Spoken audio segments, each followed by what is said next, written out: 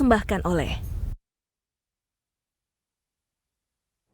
Halo pemirsa, Anda bersama kami di program BUMN Menjawab. Saya Rati Aulia akan menemani Anda selama 1 jam ke depan. Pemirsa, sepekan ini warga Jakarta ramai menyambut kehadiran tempat baru untuk berekreasi. Gedung kantor pos era Hindia Belanda seluas 7.000 meter disulap menjadi Pos Blok Jakarta. Tempat ini menjadi multiguna dan menawarkan banyak manfaat. Berangkat dari kehadiran Pos Blok Jakarta, kami mengangkat tema pemanfaatan aset gedung heritage ratusan tahun untuk wadah kreatif UMKM dan milenial.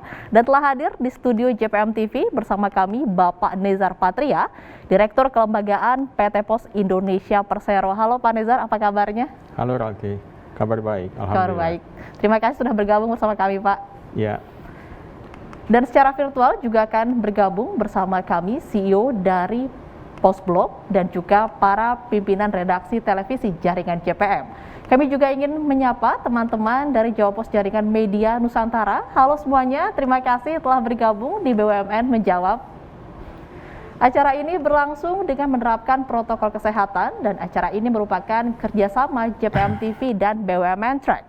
Sebelum kita memulai perbincangan, kami punya satu paket informasi terkait tema kita kali ini.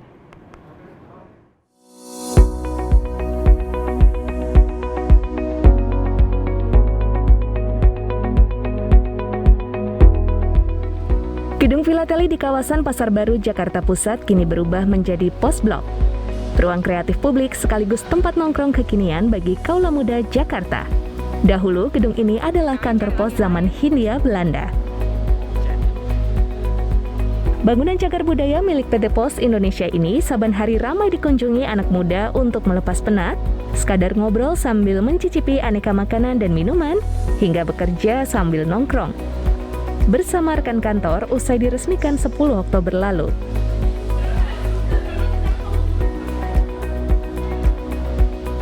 Di sini pun terdapat 22 UMKM lokal, salah satunya Soflo, yang menawarkan kemeja dan ragam aksesoris. Hasil desain para ilustrator lokal yang turut terdampak pandemi. Sebelum Pos Blok kita hanya online, jadi kita jual di marketplace gitu. Kalau menurut aku dengan adanya Pos Blok ini untuk UMKM sangat membantu ya. Jadi biasanya kan UMKM usaha-usaha kecil yang nggak ada tempat yang besar untuk produksi, untuk store-nya juga. Dengan adanya Pos Blok ini sangat membantu sih menurut aku. Kehadiran Pos Blok disambut antusias muda-mudi Jakarta. Mereka semakin punya lebih banyak pilihan tempat nongkrong, apalagi Pos Blok menawarkan suasana tempo dulu. Ini bagus ya untuk anak muda apalagi zaman sekarang yang butuh tempat nongkrong yang bisa dibilang estetik. Ya, ini salah satu tempat yang oke, yang rekomendasi buat dikunjungin. Seru sih, maksudnya di sini kan kayak di pinggir jalan, di pinggir kota juga. Maksudnya tempat yang emang semua orang bisa temuin gitu. Jadi seru aja tempat nongkrong, nggak yang mesti selalu mall, selalu di dalam. Betul. Ini seru banget sih. Tadi ke dalam juga sempat muter, walaupun mungkin karena masih baru kali ya, jadi masih agak-agak panas juga kali ya, terus rame juga. Transformasi Gedung Filateli hasil kolaborasi PT Ruang Kreatif Pos, anak usaha PT Radar Ruang Riang dengan PT Pos Indonesia dan PT Pos Properti Indonesia. Pengembangan Pos Blok akan dilakukan secara bertahap yang ditargetkan rampung April 2020 mendatang. Ya, jadi ini tahap pertama seluas 2.400 meter persegi. Nanti tahap keduanya itu dari main hall yang tadi itu diteruskan ke belakang, akan jadi 2/3-nya. Jadi totalnya akan 7.500. Kita baru pakai sepertiganya. Ada tenan lagi dan ada ruang publik seperti misalnya nanti ada amphitheater akan hilang ya. Nanti akan ada amphitheater, ada galeri pos seperti museum kecil begitu. Betul, seperti itu. Lalu ada M-Block Market di mana di situ kita juga menghadirkan UKM-UKM lokal yang punya produk bagus-bagus lah, tapi yang selama ini nggak mendapat tempat di mall-mall gitu. Bagi Anda yang penasaran nongkrong dengan suasana gedung bersejarah, langsung saja datang ke Pos Blok. Buka setiap hari pukul 10 pagi hingga 21 waktu Indonesia Barat. Untuk masuk Pos Blok, Anda juga wajib menggunakan aplikasi Peduli Lindungi.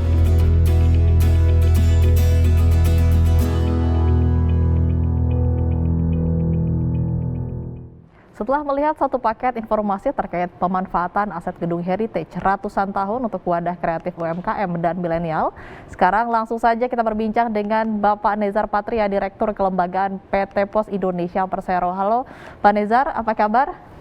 Baik, Rati. Pak Nezar, di awal perbincangan bisa dijelaskan kepada saya dan juga teman-teman apa yang menjadi tugas dan visi dari PT Pos Indonesia Persero ini, Pak? Ya, terima kasih. Tugas PT Pos ya tugas PT Pos melayani publik dalam soal pengantaran barang, sebetulnya itu. Kalau dulu lebih heavy kepada surat, sekarang lebih kita kasih tekanan kepada pengantaran paket ataupun barang. Kemudian visinya Pak, sebagai BUMN yang bergerak di bidang pengantaran seperti itu? Ya, visinya kita ingin memberikan layanan terbaik ya, layanan kurir terbaik. Kalau bisa ke depan, PT Pos ini akan menjadi pemain kurir ya, jasa kurir terbesar di Indonesia, dan kita juga mentargetkan menjadi pemain top untuk jasa kurir di Asia Tenggara. Itu visi kita ke depan. Oke, baik. Berdiri sejak 1746, sudah sangat lama PT Pos ini berdiri begitu. Tentu ada sejarah yang dicatatkan. Bisa dijelaskan perkembangan sejarah yang telah dilalui oleh PT Pos Indonesia seperti apa, Pak?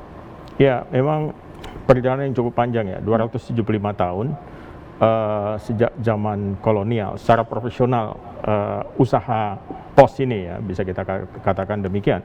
Tetapi pos di bawah Republik ya sejak tahun 1945-an lah, setelah pengambil alihan usaha pos oleh kaum Republik ya pada waktu itu.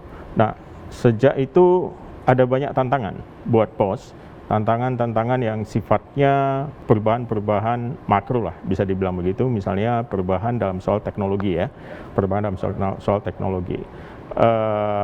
Pos pernah juga bersatu dengan telepon, telegraf ya pada awalnya, lalu kemudian di tahun 60-an, 70-an telepon ini berkembang ya, lalu menjadi perusahaan sendiri, jadi yang namanya Telkom ya sekarang. Nah, lalu kemudian Pos mencoba menjawab tantangan-tantangan yang baru dengan munculnya internet misalnya gitu, dan internet ini mendisrupsi dengan cukup signifikan terhadap core bisnis Pos sendiri ya. Dan itu bukan terjadi di Indonesia aja, tapi secara global disrupsi ini membuat semua perusahaan pos di dunia mengubah dirinya.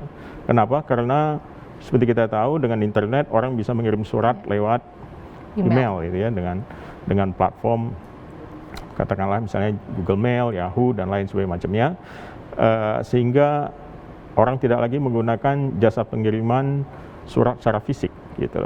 Nah, ini tentu saja mendisrupsi core bisnisnya pos di seluruh dunia.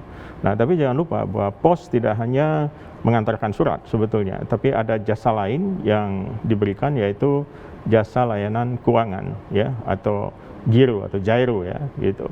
Nah, giro ini kemudian banyak dikembangkan dengan bantuan teknologi juga.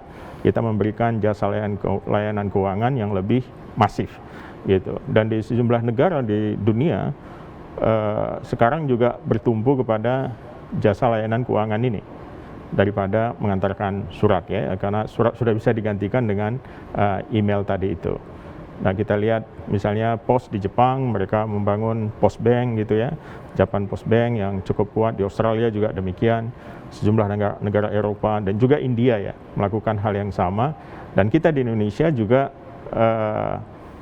mengalami transformasi yang hampir sama jalannya dengan kantor-kantor pos lain di seluruh dunia gitu loh.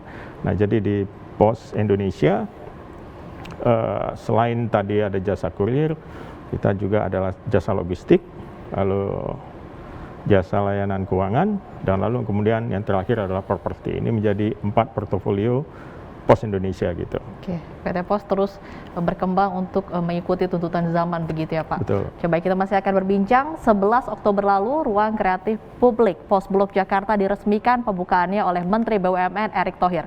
Ada apa saja di Ruang Kreatif Publik Pos Blok Jakarta? Informasinya setelah jeda berikut ini. Didukung oleh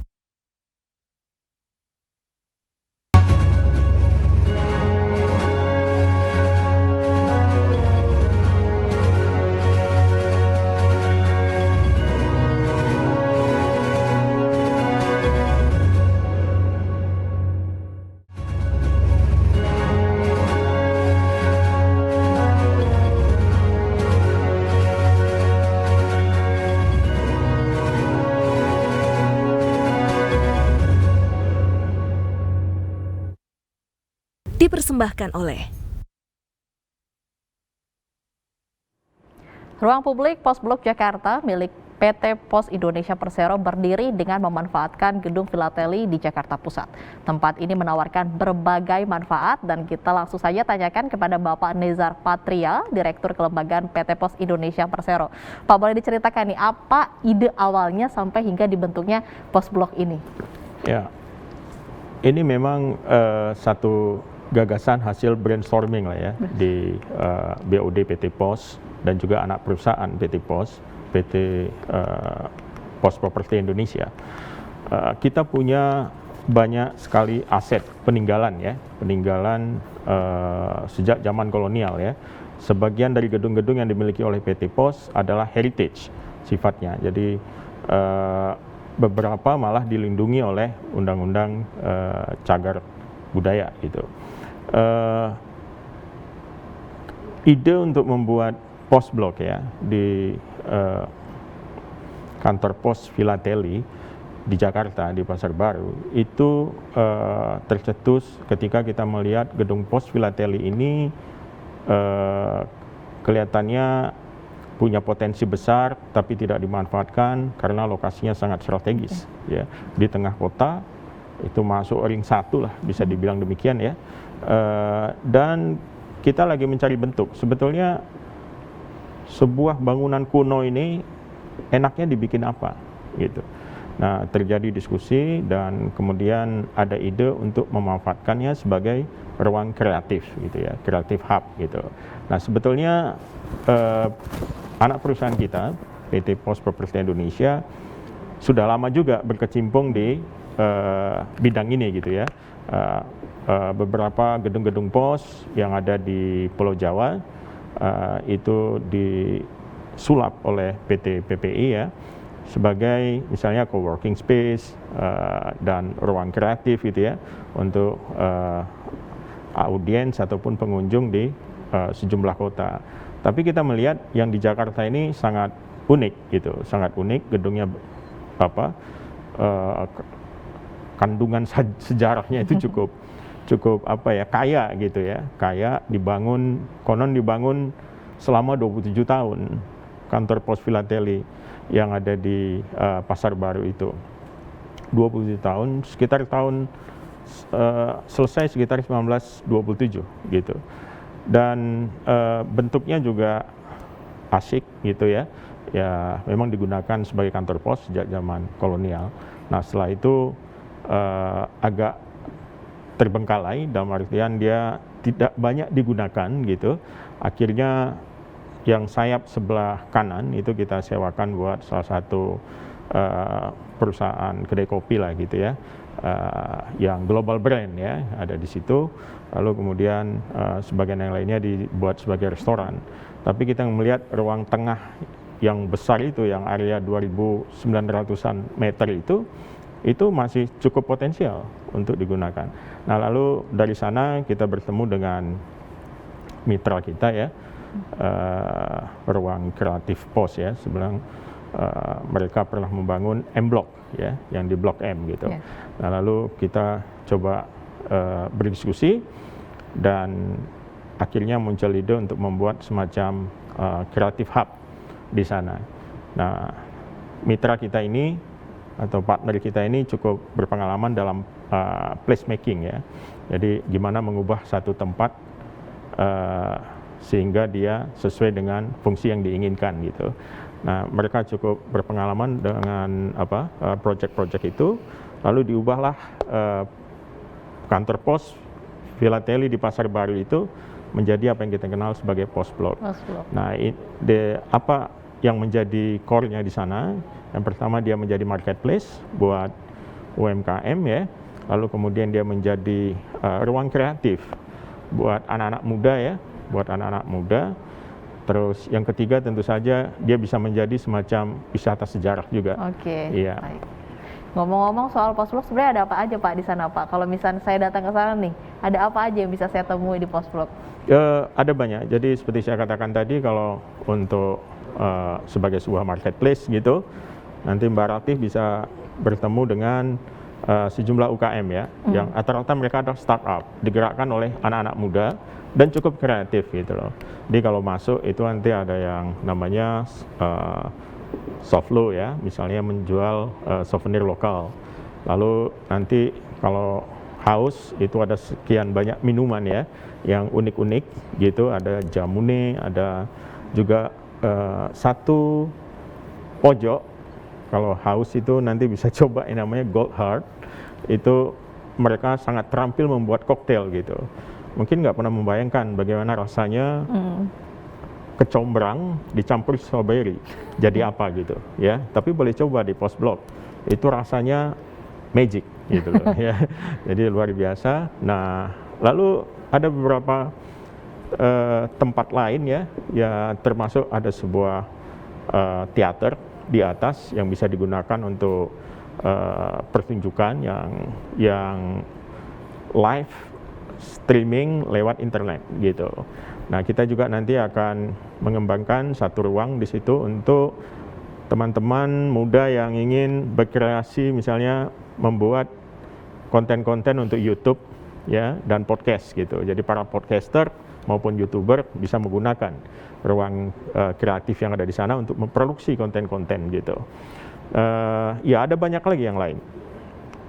Oke, baik. Tadi disebutkan banyak sekali. Jadi memberikan ruang untuk milenial berkreasi begitu ya Pak ya. Ada tempat-tempat untuk membuat konten kalau istilah kerennya zaman sekarang.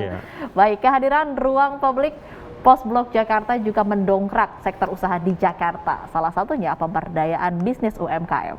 Sesaat lagi akan kita bahas di BUMN Menjawab. Didukung oleh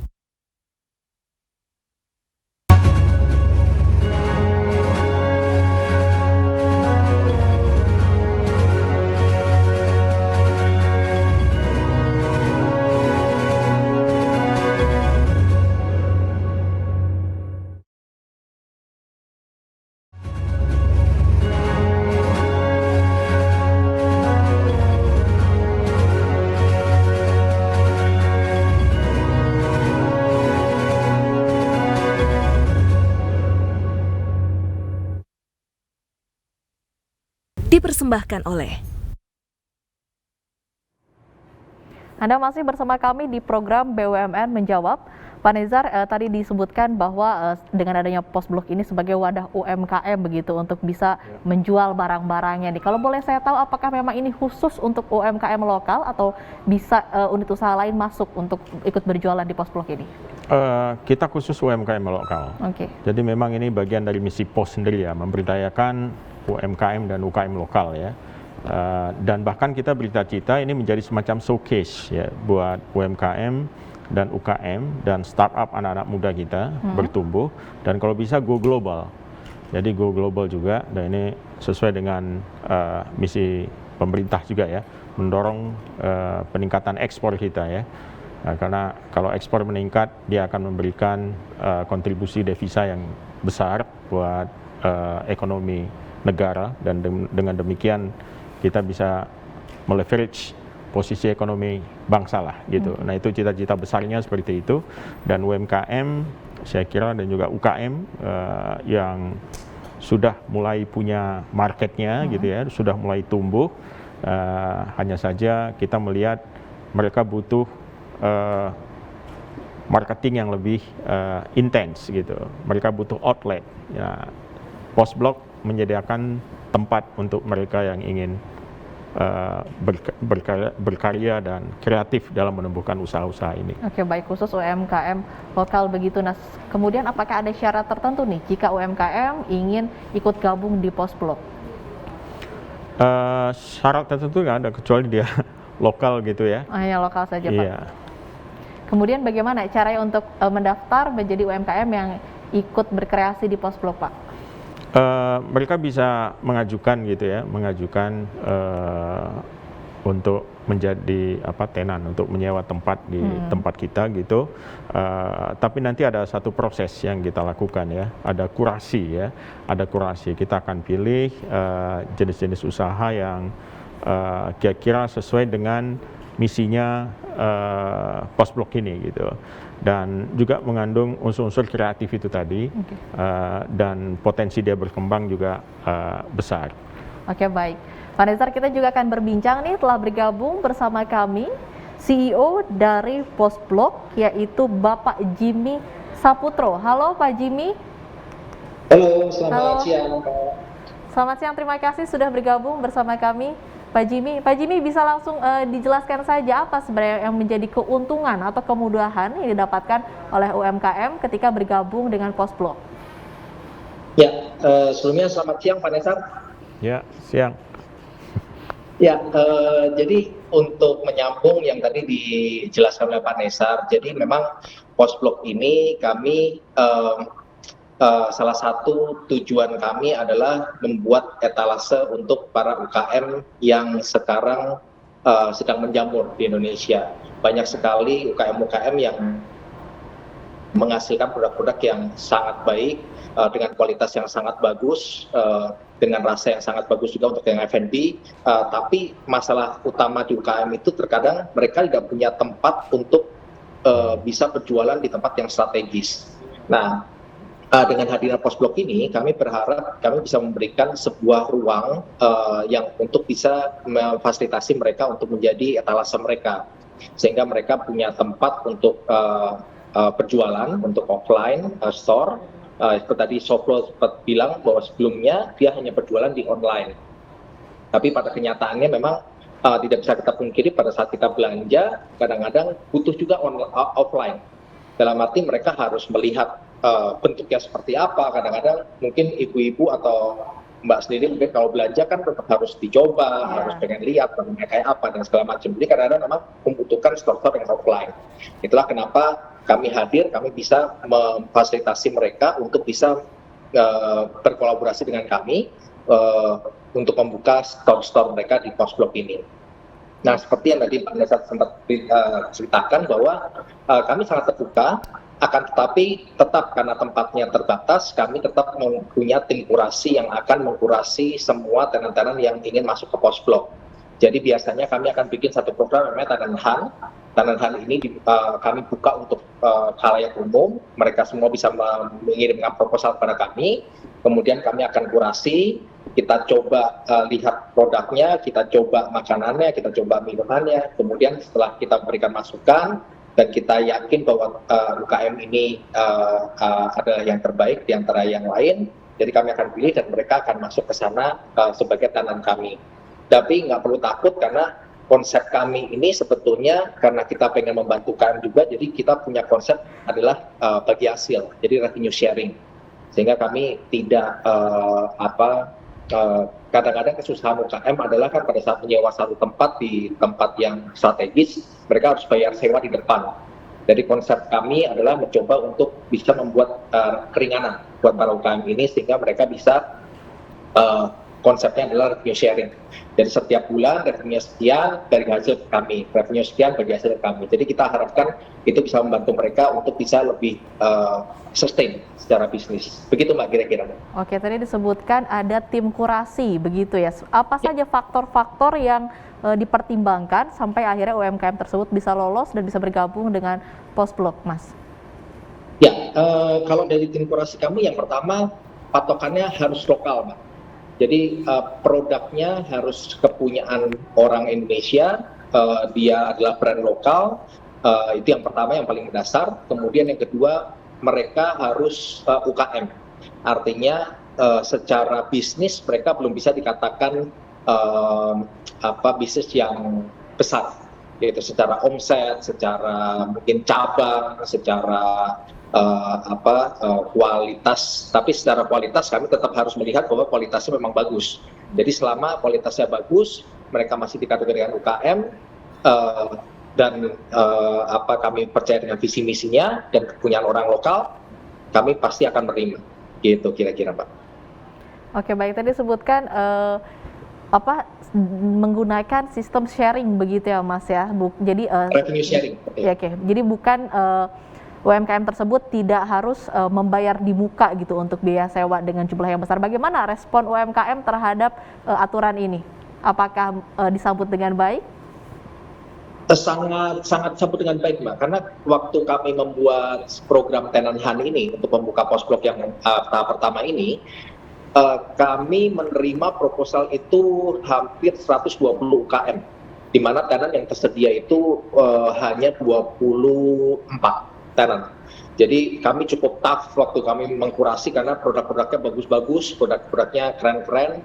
Tapi balik lagi ya itu kita coba kurasi mana yang terbaik sehingga nantinya tenan-tenan ini bisa bergabung dengan kami dan bisa menjadi etalase sehingga mereka bisa naik kelas. Suatu saat mereka udah bukan UKM lagi, mungkin tempat ini bisa diganti oleh UKM yang lain yang memang butuh leverage yang tadinya mereka terima. Gitu. Jadi konsepnya adalah seperti itu Mbak nantinya. Gitu. Oke, baik, terima kasih. Mas Jimmy Saputro, CEO dari Postblok telah bergabung bersama kami. Pak Nizar tadi disebutkan sistemnya sharing begitu. Apakah ini salah satu bentuk kepedulian Pos untuk mengembangkan atau membangkitkan UMKM di masa pandemi juga, Pak? Ya betul, itu salah satu misi kita ya sebagai BUMN. Kita mengemban misi untuk ikut memajukan perekonomian nasional ya. Nah, jadi salah satu cara kita adalah memanfaatkan aset-aset PT Pos ya, bisa digunakan sebagai etalase, sebagai window lah ya buat UMKM ini untuk bisa lebih eksis dan membuat mereka mampu bertarung ya di arena yang lebih besar. Dan kita tahu ada banyak potensi di UKM ini untuk berkembang menjadi naik kelas, menjadi pemain-pemain bisnis yang besar. Oke, baik. Kehadiran ruang publik Postblok Jakarta menjadi wadah kaum muda untuk berkreasi. Kita akan membahasnya setelah informasi yang satu ini. Didukung oleh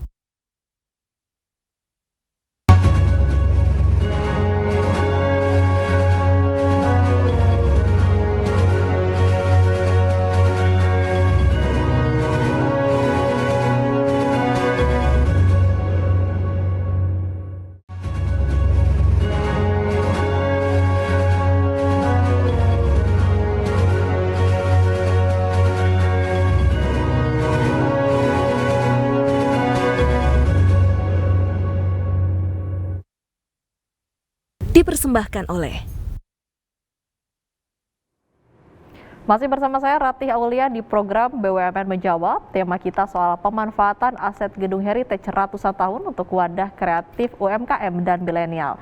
Pak Nezar nih, tadi kan disebutkan untuk wadah kreatif UMKM dan milenial. Nah, sekarang mungkin bisa disebutkan secara spesifik kegiatan-kegiatan positif apa saja yang bisa dilakukan di Postblok Jakarta?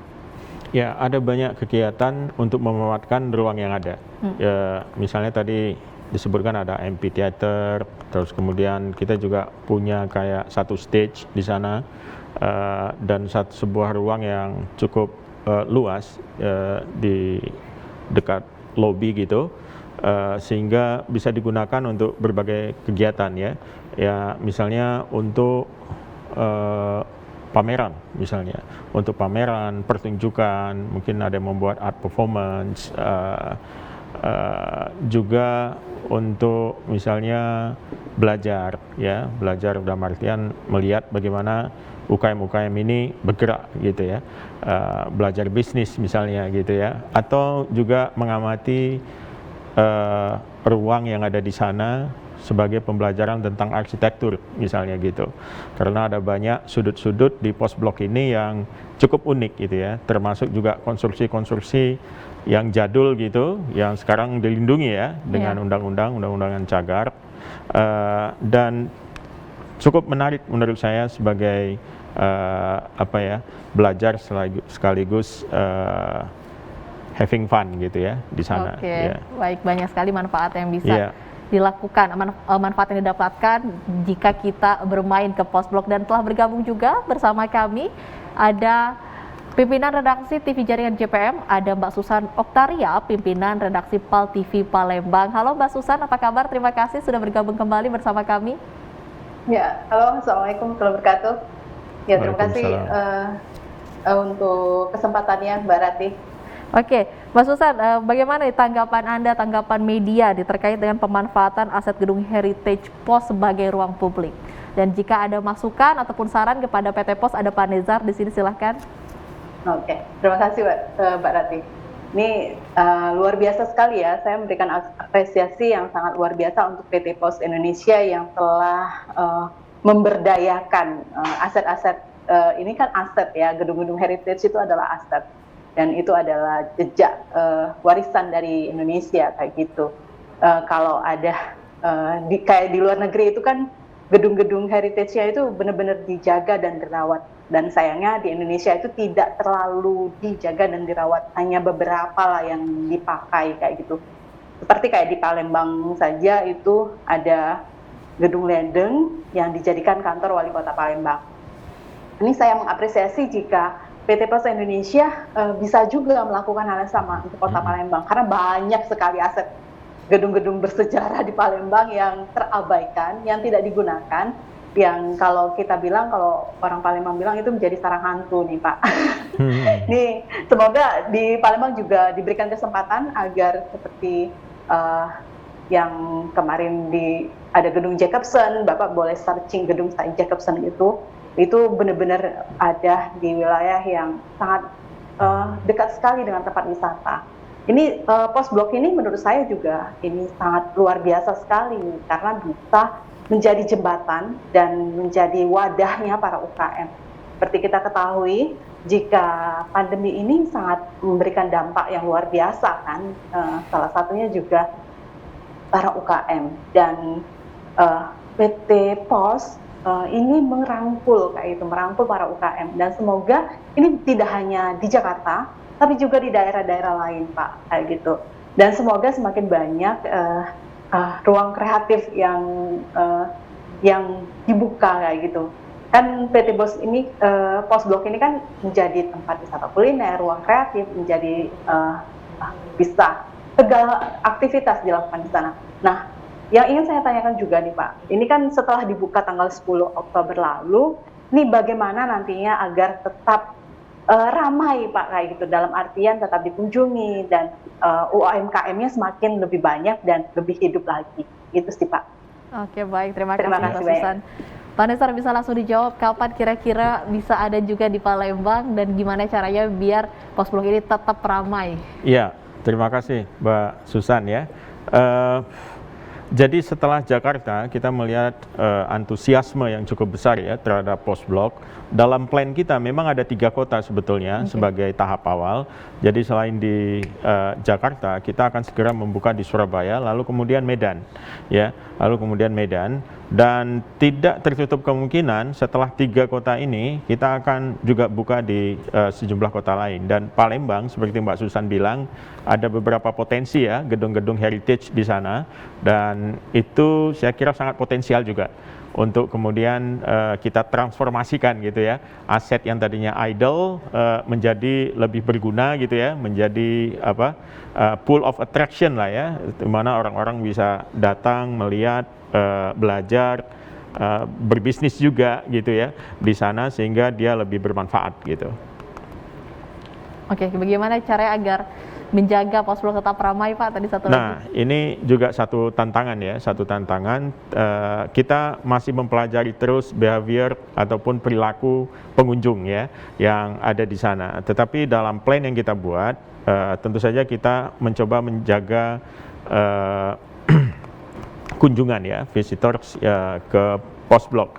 Ada sejumlah strategi yang dibuat di sana, termasuk terus-menerus membuat Postblok ini menjadi pusat perhatian yang positif ya.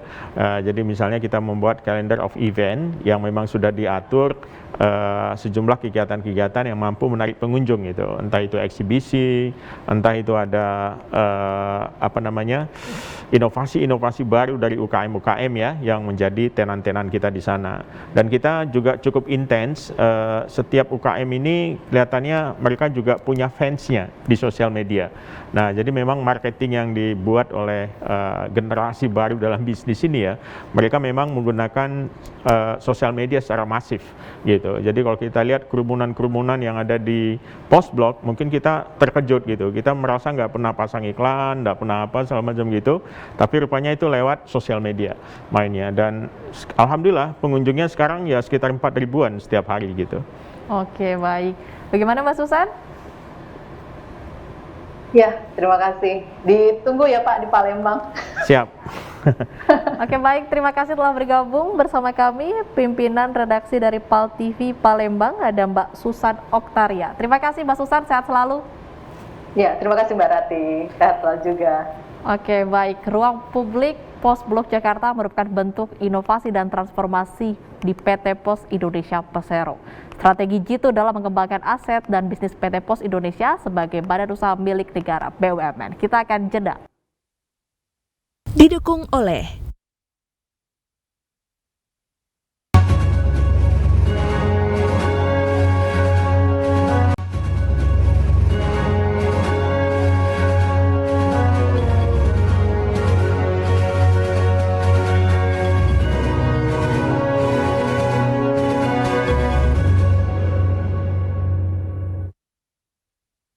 dipersembahkan oleh Anda masih menyaksikan BUMN Menjawab bersama saya, Ratih Aulia. Pak Nezar, sebagai perusahaan yang berdiri sudah cukup lama atau sangat lama, tentu PT Pos melakukan inovasi dan juga transformasi. Bisa disebutkan apa saja inovasi yang telah dilakukan oleh PT Pos? Ya, betul sekali. Saya kira kita nggak boleh berhenti berinovasi ya. Kalau nggak kita akan die gitu ya. Nah, jadi dalam menghadapi tantangan-tantangan, terutama di abad digital sekarang ya, PT Pos mencoba menjawab tantangan-tantangan itu, termasuk dalam memperbaiki quality service-nya, ya, mutu layanan. Nah, antara lain kita juga melakukan digitalisasi di platform-platform layanan kita. Jadi layanan kurir kita meluncurkan yang namanya Pos Aja, ya, itu satu aplikasi di mana para pengguna yang ingin mengirimkan paketnya, barang dan lain sebagainya macamnya itu bisa masuk ke dalam aplikasi Pos Aja, barangnya juga bisa di pick up gitu ya. Terus kemudian bisa memilih sendiri paket-paket yang kita tawarkan, paket-paket layanan yang kita tawarkan.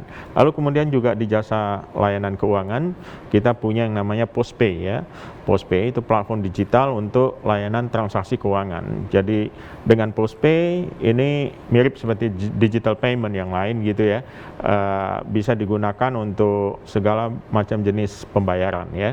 Jadi untuk bertransaksi ketika belanja bisa, kita juga sudah terintegrasi dengan QRIS, lalu kita juga bisa melayani untuk pembayaran misalnya melalui PDAM, telepon, listrik dan lain sebagainya macamnya, sampai BPJS, bahkan zakat pun bisa gitu. Jadi cukup luas daerah cakupannya. Itu antara lain inovasi yang kita lakukan. Selain juga mengubah pola operasi kita ya. Pola operasi yang tadinya kita model hub and spoke, sekarang kita coba menggerakkannya dengan point to point, dibantu oleh aplikasi digital di back end yang kita punya gitu.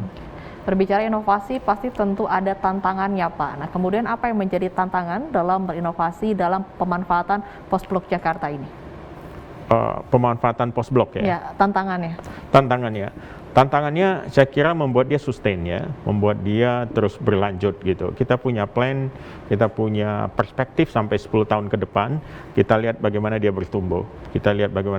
Tentu saja saya kira dengan mencermati antusiasme pengunjung dan juga tenan yang ada di sana, kita yakin ini sebuah awal yang baik gitu, awal yang baik, momentumnya juga tepat gitu ya, di tengah gairah UMKM Indonesia yang sedang bangkit dan mencari bentuk gitu. Nah, kita menyediakan etalase-etalase tempat mereka menunjukkan ya produk-produknya dan juga kualitas-kualitas produknya. Nah, saya kira selama gerak dari bisnis yang dilakukan oleh UMKM dan UKM itu terus bertumbuh, Postblok akan terus relevan gitu. Oke, Postblok ini dibuka di era pandemi, tentu bukan hal yang mudah begitu ya Pak ya. Apa yang menjadi tantangan dan strategi dari Postblok ini agar bisa ramai di tengah pandemi namun tetap aman? Ya, pastinya kita menjaga yang namanya protokol kesehatan ya. Kita patuh dengan aturan itu. Setiap pengunjung itu wajib mengisi Peduli Lindungi ya, aplikasi itu tidak ada kompromi untuk soal itu. Kita cukup ketat, lalu menggunakan masker dan lain sebagainya. Nah, kita juga melihat bagaimana peraturan ataupun derajat PPKM yang ditetapkan gitu ya, pada level mana gitu. Jadi kemarin itu sebetulnya kita ingin buka di sekitar bulan Agustus, tapi situasi pandemi belum memungkinkan untuk adanya crowd yang lebih besar gitu ya, sehingga kami bersabar untuk menunggu sampai dengan Oktober, dan alhamdulillah kelihatannya angka infeksi makin menurun ya, semoga demikian terus dan semoga juga pandemi ini hilang gitu ya, amin gitu ya, sehingga bisa Postbloknya bisa lebih aktif gitu. Nah, memang di tengah pandemi ini tantangan sendiri berarti ya, tantangan sendiri. Jadi intinya adalah satu prokes, yang kedua kita menjaga event-eventnya ya, yang terus berlanjut di sana. Terus yang ketiga yaitu kurasi terhadap UKM-UKM terus kita lakukan ya, untuk menghadirkan UKM-UKM yang kreatif dan sesuai dengan apa yang diinginkan oleh pasar saat ini. Baik, tadi disebutkan di awal perbincangan ada 4 unit usaha dari PT Pos ya Pak ya. Nah, ke depan apakah ini akan juga ditambah untuk inovasi baru atau seperti apa? Enggak, jadi inovasi yang kita lakukan di Postblok itu bagian dari inovasi di portofolio properti. Ya, jadi kita punya banyak aset dan kita coba transformasikan agar dia tidak idle, agar dia lebih punya nilai guna gitu ya. Kita utilisasi dengan berbagai macam inovasi. Salah satunya adalah membuat Postblok ini. Ada beberapa inovasi lain yang sedang kita pikirkan, bagaimana memanfaatkan aset-aset ini. Ada 3 juta meter persegi tanah yang kita miliki di seluruh Indonesia, atau 30.000 hektar. Jadi ini adalah satu potensi yang cukup besar yang sedang kita pikirkan, kira-kira bagaimana bisnis model yang mau kita terapkan gitu.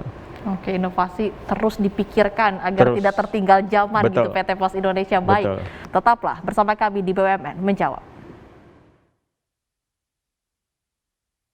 Didukung oleh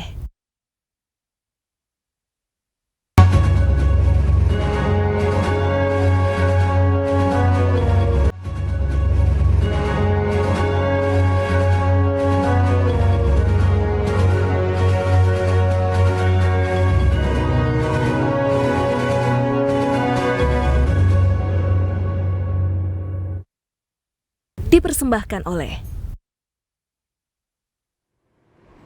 Kita memasuki segmen terakhir di BUMN Menjawab dan masih bersama kami Bapak Nezar Patria, Direktur Kelembagaan PT Pos Indonesia Persero.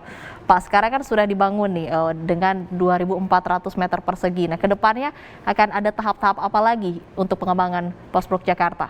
Ya, kita baru bangun area depan nih, 2.400-an itu ya, tepatnya sekitar 2.600-an sekian lah ya.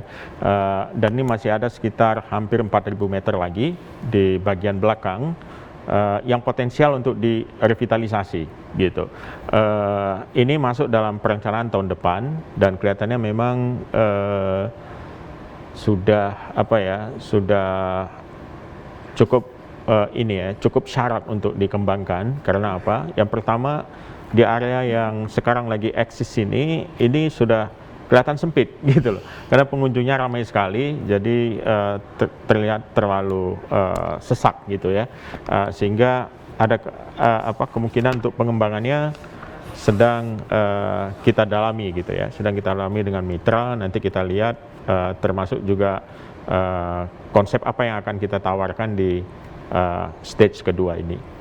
Oke, baik. Tadi kan disebutkan juga oleh Bapak akan dilakukan pengembangan ke daerah-daerah lain seperti ke Surabaya dan juga Medan. Nah, progresnya sudah sampai mana, Pak? Surabaya prosesnya lagi berjalan ya, sedang berjalan. Studinya sudah kita buat. Di awal tahun depan insya Allah kita sudah mulai, pembangunannya sudah dimulai.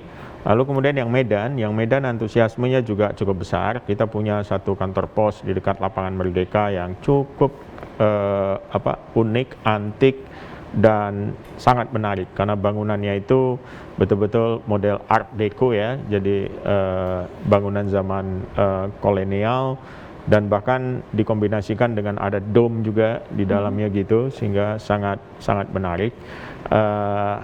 Dan kelihatannya juga pemerintah Kota Medan itu cukup mendukung ya rencana ini, dan komunikasi kita dengan pihak Pemkot itu juga sudah berjalan, dan dalam waktu dekat kita akan kirim tim ke sana untuk membereskan segala hal yang diperlukan ya agar proses ini bisa lebih cepat. Mungkin Medan dan Surabaya akan berlangsung secara berbarengan. Beriringan, oke, Iya. baik. Kemudian Pak, terakhir nih Pak, apa harapan dan juga target dari PT Pos Indonesia Persero ini di masa pandemi dalam menjalankan kegiatan usahanya, dan juga imbauan mungkin untuk teman-teman yang ingin berkunjung ke Pos Blok? Target di Pos Blok? Target PT Pos secara keseluruhan, kemudian juga Pos Blok. Oh ya, target secara keseluruhan ya kami tentu saja ingin terus tumbuh ya. Ingin terus tumbuh dan sehat gitu ya. BUMN ini, korporasi yang sedang kita jalankan ini, kita ingin bertumbuh. Bertumbuh di tengah pandemi ini memang satu challenge, tidak mudah ya. Banyak yang tumbuh tapi tumbuh negatif gitu ya. Jangan sampai ya Pak. Iya, jadi kita coba tumbuh positif gitu dan sehat. Berbagai upaya kita lakukan, berbagai strategi juga kita lakukan untuk menjaga pertumbuhan ini. PT Pos secara keseluruhan di 4 portofolio bisnis yang saya katakan tadi itu ya. Lalu untuk Pos Blok sendiri tentu saja kita ingin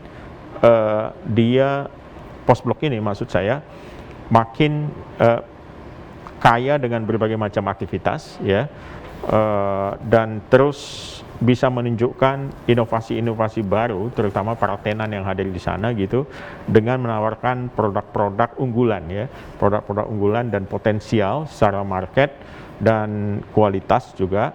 Dan satu lagi misi kita adalah bagaimana dia bisa menembus pasar global. Nah kita inginkan dengan jaringan yang dimiliki oleh Pos, kita juga punya jaringan global gitu, bagaimana mempromosikan produk-produk lokal ini untuk memasuki pasar global. Itu misi kita ke selanjutnya gitu. Oke, imbauan untuk para pengunjung Pos Blok Pak di tengah pandemi ini? Iya, yang pertama tentu saja jaga kesehatan ya, itu sangat penting, taati prokes. Terus yang kedua, nikmati Pos Blok dan petik pelajaran yang bisa dipetik di sana ya. Jadi berrekreasi sekaligus berkreasi lah di Pos Blok itu. Oke, baik, terima kasih Pak Nezar. Demikian program BUMN Menjawab kali ini. Terima kasih untuk Bapak Nezar Patria, Direktur Kelembagaan PT Pos Indonesia Persero yang sudah berbincang bersama kami. Terima kasih Pak, sehat selalu ya Pak. Sama-sama. Oke, terima kasih juga untuk para pimpinan redaksi TV Jaringan JPM yang sudah bergabung, serta teman-teman dari Jopos Jaringan Media Nusantara. Terima kasih sudah menyaksikan BUMN Menjawab. Acara ini dipersembahkan oleh JPM TV dan BUMN Track. Saya Rate Aulia, undur diri. Terima kasih, sampai jumpa.